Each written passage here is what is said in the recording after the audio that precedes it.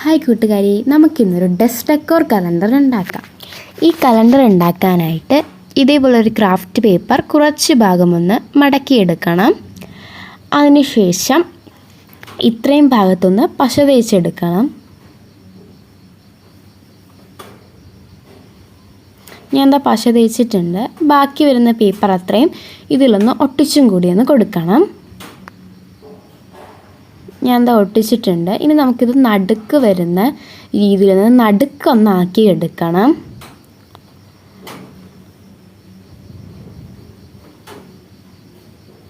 ഞാൻ നടുക്കാക്കിയിട്ടുണ്ട്. ഇനി ഇത് രണ്ടായിട്ടൊന്ന് മടക്കിയെടുക്കണം.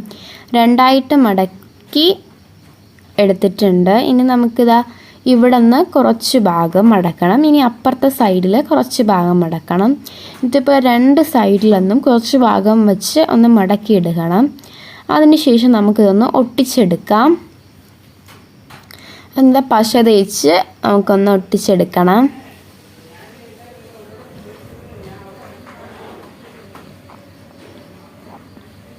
അപ്പം ഞാൻ ഒട്ടിച്ചെടുത്തിട്ടുണ്ട്. അപ്പം നമ്മുടെ കലണ്ടറിൻ്റെ സ്റ്റാൻഡ് റെഡി ആയിട്ടുണ്ട്. ഇനി നമുക്ക് ബാക്കി പണി നോക്കാം. ഇതേപോലൊരു കളർ പേപ്പർ എടുത്തിട്ടുണ്ട് ഞാൻ. നിങ്ങൾക്ക് ഏത് പേപ്പർ വേണമെങ്കിലും എടുക്കാം, ഏത് കളർ വേണമെങ്കിലും നിങ്ങൾക്ക് എടുക്കാം. ഞാനിപ്പോൾ ഈ ഒരു കളർ എടുക്കുന്നതന്നേ ഉള്ളൂ. ഇനി നമുക്കിനി ഇതൊന്ന് ഒട്ടിക്കണം. ഒട്ടിക്കുമ്പോൾ പശ ഞാൻ വീഡിയോയിൽ കാണിക്കുന്ന രീതിയിൽ വേണം തേക്കാനായിട്ട്. നമുക്കിതിൽ പേപ്പർ ഇട്ട് വെക്കാൻ വേണ്ടിയിട്ടാണ്. അപ്പോൾ ഇതേപോലെ തേച്ച് പക്ഷേ ഇതേപോലെ വെച്ചതിന് ശേഷം നമുക്കിതായത് ഒട്ടിച്ചിട്ടുണ്ട്. ഞാൻ ഒട്ടിച്ചെടുത്തിട്ടുണ്ട്. നമുക്ക് എന്തെങ്കിലും പേപ്പറൊക്കെ ഇതിൻ്റെ അകത്ത് ഇങ്ങനെ ഇട്ട് വെക്കാൻ പറ്റുന്ന ആ ഒരു രീതിയിലാണ് ഒട്ടിച്ചെടുത്തിട്ടുള്ളത്. ഇനി നമുക്ക് ഇതേപോലൊരു പേപ്പറിൽ 2025 ഒന്ന് എഴുതി മുറിച്ചെടുക്കണം. അപ്പം ഞാൻ ഇവിടെ എഴുതി ഒന്ന് മുറിച്ചെടുത്തിട്ട് വരാം. ഞാനിപ്പോൾ എഴുതി എടുത്തിട്ടുണ്ട്. ഇത് ഭയങ്കര രസമൊന്നുമില്ല, നിങ്ങൾക്ക് നന്നായിട്ടൊക്കെ ചെയ്തെടുക്കാം കേട്ടോ. ഞാനിവിടെ ഭയങ്കര രസമൊന്നുമില്ല, എന്നാലും ചെയ്തെടുത്തിട്ടുണ്ട്. 2025 ആ ഒരു കുഞ്ഞ് പേപ്പറിലൊന്നും മുറിച്ചെടുത്തിട്ടുണ്ട്. ഇനി നമുക്കിതൊന്ന് ഒട്ടിക്കണം. അപ്പോൾ ഞാൻ നന്നായിട്ടൊന്ന് ഒട്ടിച്ചെടുത്തിട്ടുണ്ട്. ഇനി നമുക്കിതിൽ കുറച്ച് ഡെക്കറേഷനൊക്കെ ചെയ്യാം. അതിനായിട്ട് ഞാനിവിടെ ഒരു സ്റ്റിക്കർ എടുത്തിട്ടുണ്ട്. ഇത് 10-15 രൂപയൊക്കെ ആവും ഈ സ്റ്റിക്കറിന്.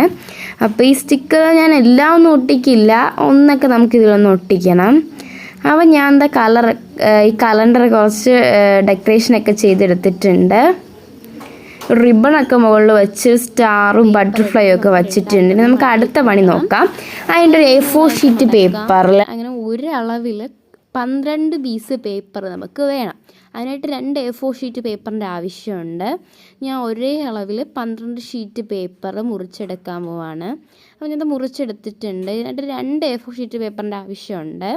ഞാൻ എല്ലാം ഒന്ന് മുറിച്ചെടുത്തിട്ടുണ്ട്. 12 ഷീറ്റാണ്, ഒരേ അളവിലാണ് മുറിച്ചെടുത്തിട്ടുള്ളത്. നമുക്ക് ഇതിൽ ഇട്ട് വെക്കാൻ അതിനെ കറക്റ്റായിട്ട് വേണം, നിങ്ങൾ ആ ഒരു കലണ്ടറിൻ്റെ സ്റ്റാൻഡിൻ്റെ കറക്റ്റായിട്ട് വേണം മുറിച്ചെടുക്കാനായിട്ട്.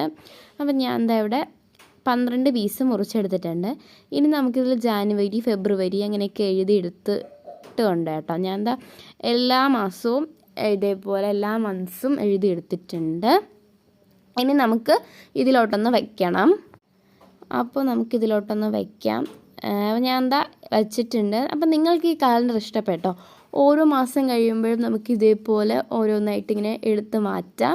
നിങ്ങൾക്ക് ഈ കലണ്ടർ ഇഷ്ടപ്പെട്ടെങ്കിൽ ഉറപ്പായിട്ട് നിങ്ങളത് ചെയ്ത് നോക്കണേ. അപ്പം ലൈക്ക് ചെയ്യാനും ഷെയർ ചെയ്യാനും ആരും മറക്കണ്ട. നിങ്ങളുടെ വിലപ്പെട്ട കമൻറ്റുകൾ കമൻറ്റ് സെക്ഷനിൽ അറിയിക്കാനും ആരും മറക്കണ്ട. അപ്പോൾ എല്ലാവർക്കും ബൈ, ഹാപ്പി ന്യൂ ഇയർ.